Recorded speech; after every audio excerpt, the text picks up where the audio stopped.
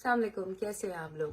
आज हम लोग बात करेंगे कुछ ऐसे इम्पोर्टेंट चीज़ों के बारे में that will help you lose weight और आपकी बॉडी भी अच्छी रहेगी, हेल्दी रहेगी, बीमारियां भी मजीद और नहीं बढ़ेंगी और आप अपने आप को अच्छा फील करेंगे। Main goal is for you to feel better and to stay a healthy life. आपने देखा होगा कि बहुत सारी सेलिब्रिटीज जो आप, क्योंकि आप लोग भी उनको फॉलो करते हैं और उनसे इंस्पायर होते हैं और हमेशा विश करते हैं कि काश हम भी ऐसे ही होते। तो मैं कुछ ऐसी आपको बातें बताती हूँ, क्योंकि आप लोगों का यही एक मिसकंसेप्शन है कि क्या ये जो सारी एक्ट्रेसेस और अब हमारे पाकिस्तान के, इंडिया के, बाहर के, ये जो मूवीज में आना छोड़ भी देते हैं, रिटायर हो चुके होते हैं, फिर भी वो लोग कितने हेल्दी होते हैं, इतने फिट होते हैं। क्या वो सारा वक्त डाइटिशियंस के पास जाते हैं? क्या वो सारा वक्त जिम में जाते हैं? ऐसी कोई बात नहीं है। एक्चुअली होता ही है कि उन्होंने पतले होना और फिट रहना सीख लिया होता है। शुरू शुरू में आपको थोड़ी हेल्प की जरूरत होती है, ऑफकोर्स गाइडेंस की जरूरत होती है। फिर बाद में जब आपको समझ आ जाती है तो आप उसी पैटर्न को फॉलो करते हैं। मेरे साथ जो मेरे क्लाइंट्स हैं वो कभी वजन नहीं उनका बढ़ाते, उनका नहीं बढ़ता, क्योंकि डाइट प्लान एक सर्टेन टाइम तक आप उसे फॉलो कर सकते हैं, क्योंकि वो रिस्ट्रिक्टेड होती है। मैं ऐसा प्लान नहीं देती हूँ। मेरे जितने भी क्लाइंट्स हैं वो रोटी, चावल, सब्जी, टिक्का, कबाब, हर सैटरडेज को, हर वीकेंड को वो लोग बाहर जाते हैं, because you have to have your normal life. Normal life में रह के अपने लाइफस्टाइल को बदलना इज नंबर वन की। जब आप लोग, बहुत लोग मुझे राब्ता करते हैं, हमने इतना केजी कम कर लिया और फिर वापस से बढ़ गया। अब वो बढ़ता क्यों है आपका? क्योंकि आप अपने आप को हर चीज से मना कर देते हैं। मैंने मीठा भी नहीं खाना, मैंने तेल भी नहीं खाना, मैंने ये भी नहीं खाना, मैंने वो भी नहीं खाना। इस वजह से फिर आपका गड़बड़ हो जाता है सारा कुछ। सो दैट्स वाई आपको ऐसा चीज फॉलो करनी चाहिए जिससे आपको फायदा हो और आपकी बॉडी ठीक रहे। कुछ चीजें मैं आपको बताती हूँ जो कि आप इजीली उसको कर सकते हैं। नंबर वन, आपको खड़े रहने की थोड़ी सी आदत डालिए। हर वक्त बैठे रहना इज नॉट गुड। सारा वक्त बैठ के एक्सरसाइज आप 1 घंटा करते हैं, बाकी आपके 23 आवर्स बैठने में और लेटने में गुजर जाते हैं। हर थोड़ी देर बाद उठ के थोड़ा वॉक कर लिया करें, बिकॉज ब्लड सर्कुलेशन अच्छी होती है, में हार्ट हेल्थ अच्छी होती है और it's good to be healthy, have the energy. अगर आप एक ही जगह पे बैठे रहेंगे तो आपकी एनर्जी बिल्कुल ड्रेन हो जाएगी। Number two is over thinking, यानी कि स्ट्रेस लेना। जितना आप स्ट्रेस लेंगे उससे भी आपकी एनर्जी ड्रेन होगी। यहाँ पे हमें अपनी एनर्जी को भी गेन रखना है। अगर एनर्जी रहेगी तो आप एक्टिव रहेंगे, आपका ख्याल भूख पे नहीं जाएगा। तो ओवर थिंकिंग करने का कोई फायदा नहीं है। एक चीज को लीजिए, make a decision and move on. Allah के हवाले छोड़ दीजिए।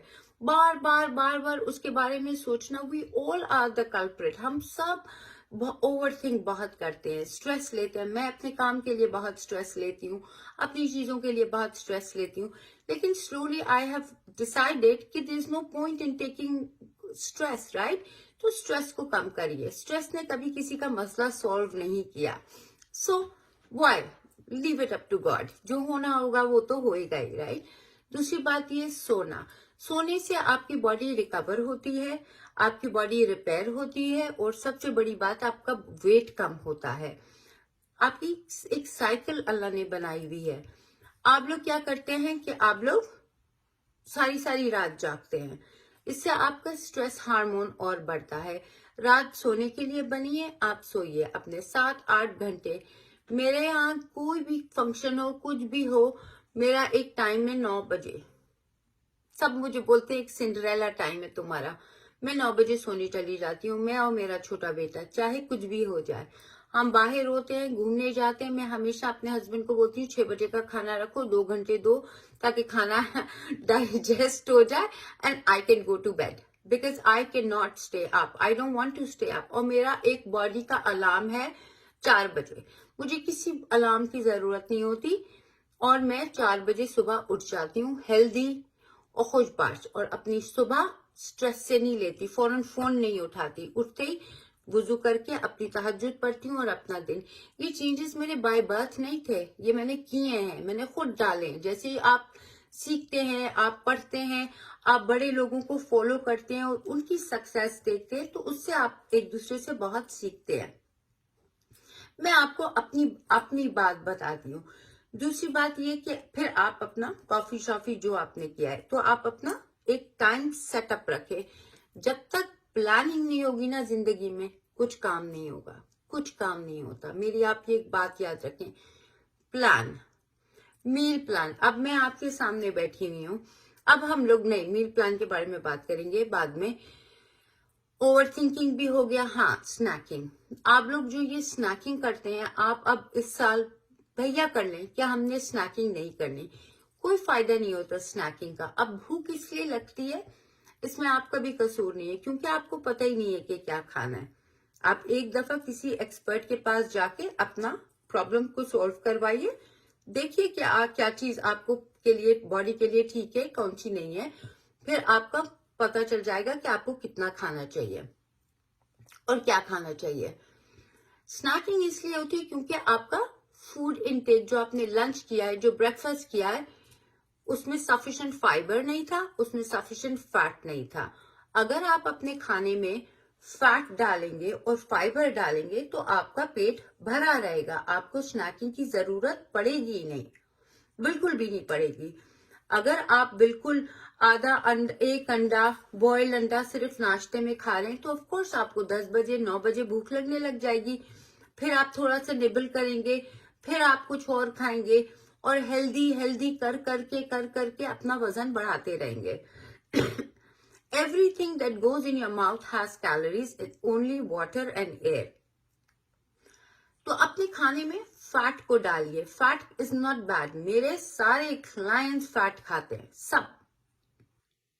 सब खाते हैं फैट, और फिर वो कभी भी स्नैकिंग नहीं करते, बिल्कुल भी नहीं करते। आई थिंक इक्का दुक्का होते होंगे, वो करते होंगे, लेकिन वो नहीं है। अब आप लोग क्या करते हैं, बादाम खा लेते हैं, चिया सीड खा लेते हैं, फ्लैक्स सीड खा लेते हैं, क्योंकि ये इंटरनेट में आता है। अब इंटरनेट में तो डॉक्टर, डाइटिशियन सब बैठे हुए हैं जो कि सेल्फ क्लेम्ड है कि हाँ जी हमें आता है।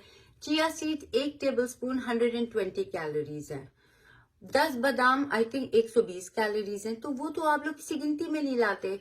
आवोकाडो पूरा खा लेते, 230 कैलोरीज है, उसमें हेल्दी है।